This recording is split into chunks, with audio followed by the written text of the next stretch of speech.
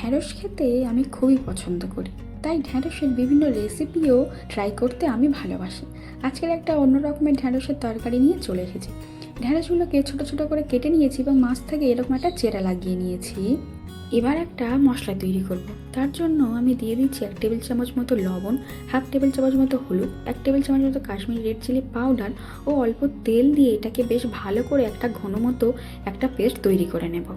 এরকম করে দেখুন বেশ সুন্দর করে আমি একটা ঘন পেস্ট তৈরি করে নিয়েছি।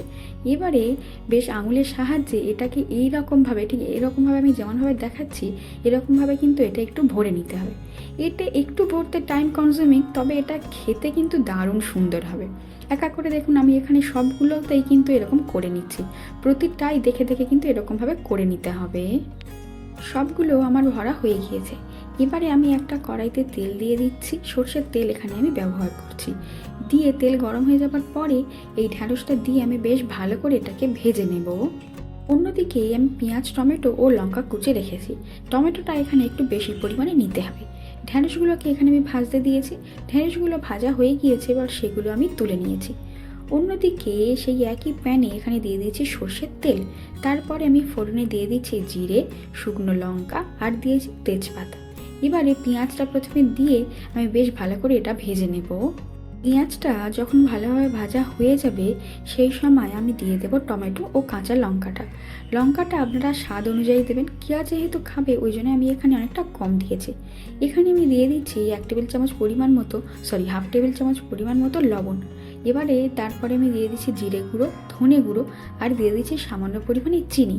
দিয়ে এটাকে বেশ সুন্দর করে আমি এখানে নাড়িয়ে নেব। এবারে অল্প জল দিয়ে এই মশলাটা আমি খুব ভালোভাবে কষিয়ে নেব।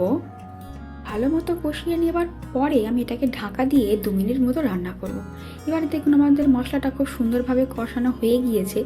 এবারে ওই যে ভেজে রাখা ঢ্যাঁড়সগুলো ছিল সেই ঢ্যাঁড়সগুলো আমি এখানে দিয়ে দেব। দিয়ে এটাকে আমি খুব ভালো করে নাড়তে থাকবো। বেশ খানিকটা নাড়া হয়ে যাওয়ার পরে সমস্তটা যখন একসাথে হয়ে যাবে তখন এখানে আমি অল্প পরিমাণে জল দিয়ে দিচ্ছি। এটা একটু মাখা মাখা মতো হবে, একদমই রস থাকবে না, সেই হিসেবে জলটা দেবেন। এবার এটা ঢাকা দিয়ে আমি একটু রান্না করব। এই সময় আমি এখানে দিয়ে দিচ্ছি 1 টেবিল চামচ পরিমাণ মতো আমচুর পাউডার। এটা আপনারা দিতেও পারেন, আবার নাও দিতে পারেন, তবে এটা দিলে এর স্বাদ কিন্তু খুব সুন্দর লাগবে, আরও বেশি ইনহ্যান্স হয়ে যাবে এর স্বাদটা। ঢ্যাঁড়সের চটপটা এই রেসিপিটা আমাদের তৈরি হয়ে গিয়েছে।